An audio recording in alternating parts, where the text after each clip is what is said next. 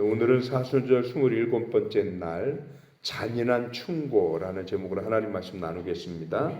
오늘 우리가 가지고 있는 묵상집에서는 욥기 27장 우리가 읽은 13절에서 23절까지 말씀을 악인의 운명이라고 이렇게 주제를 정해놓고는 소발이 얘기한 세 번째 이야기할 것이다 라고 이렇게 얘기를 합니다. 왜 그러냐면 주어가 빠졌어요. 나는 어디 간다 그러듯이 이 주어가 나라는 게 있어야 되는데 이 말을 한 사람이 누가 말을 했다라는 주어가 없어요. 그런데 내용상 보면 다른 친구 엘리바스나 뭐 이런 친구들은 세 번씩 다 그 욥에 대해서 그 변론을 했단 말이죠. 그런데 연설을 했는데 소발은 주어가 밝힌 게 두 번밖에 안 나와요. 그러니까 요거가 아마 소발이 하지 않았겠느냐. 더군다나 내용상 그 소발이 했을 것 같은 그런 내용을 가지고 있습니다. 그래서 이제 내용으로 넘어가 보면 악인의 운명에 대해서 얘기하고 있는데 첫 번째 13절에서부터 14절로 넘어가면서 악인의 운명 중에 어느 부분을 다뤘느냐? 악인의 자녀와 후손에 대한 내용을 다룹니다. 그래서 자녀와 후손까지 그 악인의 운명이 영향을 끼쳐서 그래서 자손이 아무리 많아도 14절에 보면 번성에도 칼을 위하며 그의 후손은 음식물로도 배부르지 못할 것이며 또 그 남은 자들은 죽음의 병이 돌 때 묻히리니 이렇게 자손들이 죽고 뭐 칼로 망하고 뭐 병에 걸려 죽고 이런 것으로 이렇게 얘기를 합니다. 그러다가 16절에 넘어가면 자손 그 악인의 재물에 대한 얘기예요. 그래서 그가 준비한 것을 그가 비록 은을 티끌같이 쌓고 의복을 진흙같이 준비할지라도 그 모든 것을 누리지 못한다. 이런 개념으로 또 얘기를 한다라는 것이죠. 그리고 또 다시 또 그 악인의 집은 또 어떻게 될 것인가? 그 집은 좀의 집 같고 파수꾼의 초막같이 쉽게 무너지거나 아니면 초막이라는 게 뭡니까? 임시 거처잖아요. 초막은 금방 또 햇빛만 세게 놔도 말라버리는 게 초막인데 어쨌든 그런 식으로 해서 아주 일시적인 영구적이지 못한 그런 처소다라는 얘기를 하고 뿐만 아니라 가장 결정적인 건 19절인데 부자로 누우려니와 다시는 그러지 못할 것이요 눈을 뜬 즉 아무것도 없으리라. 하루아침에 모든 것이 다 날아갈 것이다. 이렇게 얘기를 한다라는 것입니다.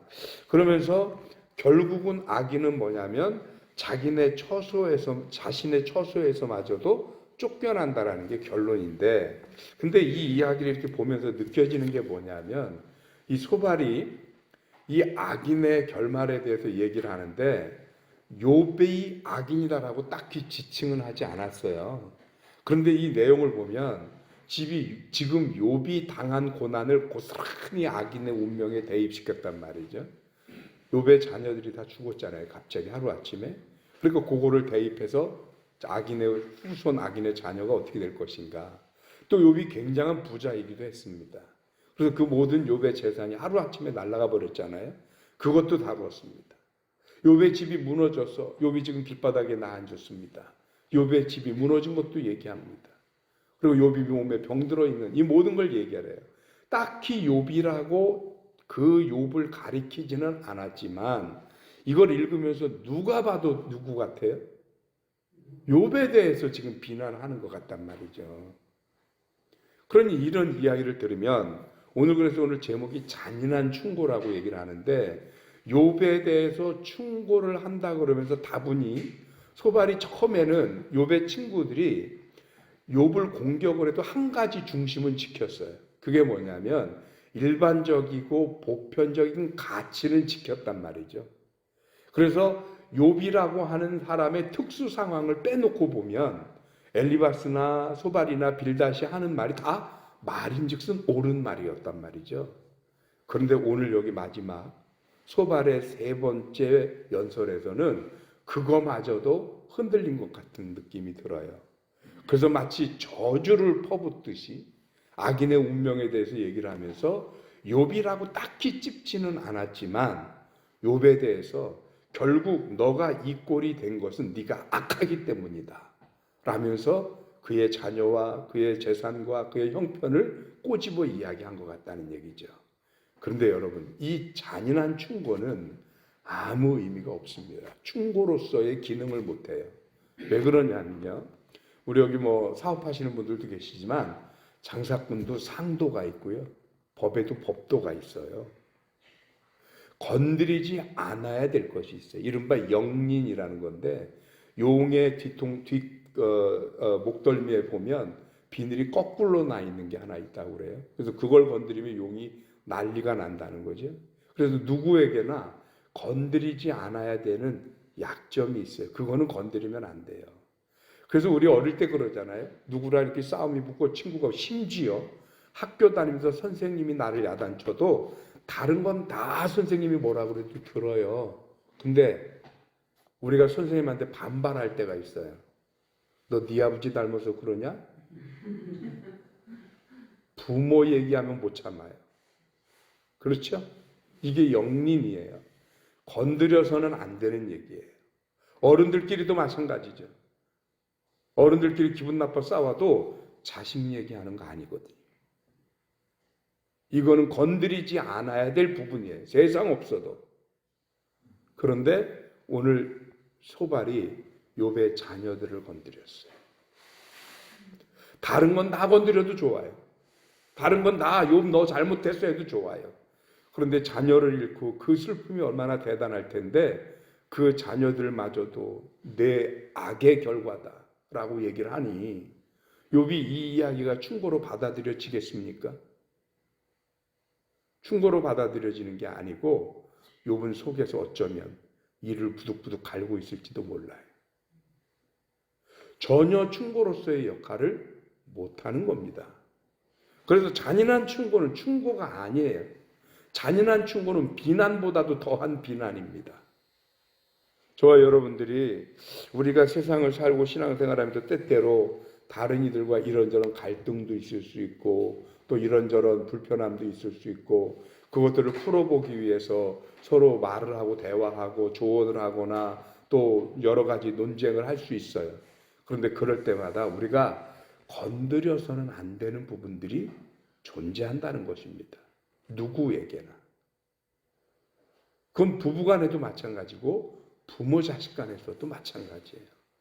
그래서 그 부부 상담학의 대가라고 불리는 한 교수님이 나와서 얘기를 하더라고요. 부부싸움을 해도 4가지만 안 하면 그러면 영원히 헤어지지는 않는데요. 그 중에 첫째가 뭐냐? 비교.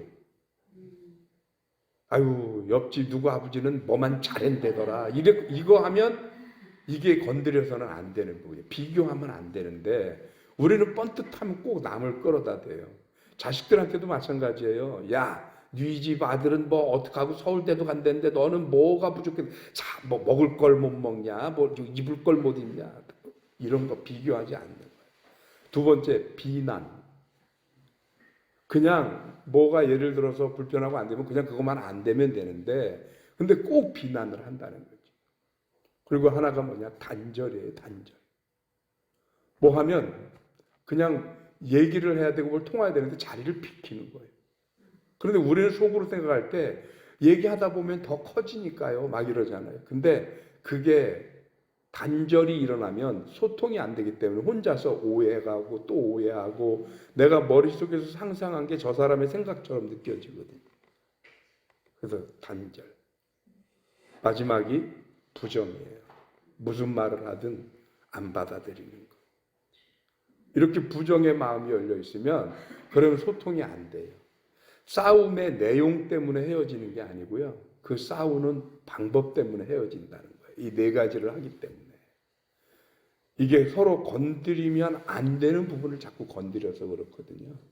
그래서 잔인한 충고는 안 하는 입만 못하다. 이런 얘기입니다. 그래서 성경은 보면 때로 우리를 아주 신랄하게 비판하고 때로 우리를 신랄하게 지적하지만 우리가 수긍이 되는 것들로 우리를 지적합니다. 그런데 오늘 소발이라고 하는 사람이 지적할 때 보니까 건드리면 안 되는 부분을 건드립니다. 이 부분을 건드리면 안 되는 거예요. 너무 잔인한 충고였어요. 우리 나름대로 사람들이 살아가면서 보이지는 않지만 지켜야 할 선들이 있습니다. 그 선들을 지키면서 균형을 맞춰 살아가는 저와 여러분들이 되시기를 주님의 이름으로 축원합니다. 기도하겠습니다. 하나님 고맙습니다. 크신 은혜 주셔서 오늘 우리들의 삶 속에 때때로 이런저런 삶의 부딪힘과 또 의견이 다르고 이런저런 일들이 있을 수 있지만 그 모든 일을 해결하고 소통함에 있어서 결코 건드려서는 안 되는 부분이 있음을 다시 한번 깨닫습니다. 아무리 나와 생각이 다르고 아무리 내가 보기에 온당치 않다 할지라도 비난하고 충고할 때에는 그 사람의 행위 자체를 비난할 뿐이지 그로 인해서 그의 가족, 부모, 자녀, 형제까지 건드리고 그의 삶의 전체를 송두리째 부정하는 그런 것으로는 그 어떤 것도 발전시키거나 좋아지는 것이 아니라 오히려 더 갈등하고 더 아파하게 한다는 것을 깨닫고 형제를 위하여 진심 어린 기도할지언정 건드려서는 안 되는 부분을 건드려 마음 상하게 하지 않도록 주님이 함께하여 주옵소서. 월요일 아침입니다. 이 한 주간도 믿음으로 살아가는 한 주간 되게 하여 주시옵시고 우리 든든히 서가는 게 모든 성도들 믿음으로 승리하는 한 주간 되게 성령께서 인도하여 주시옵소서. 감사하고 예수님의 이름으로 기도합니다. 아멘.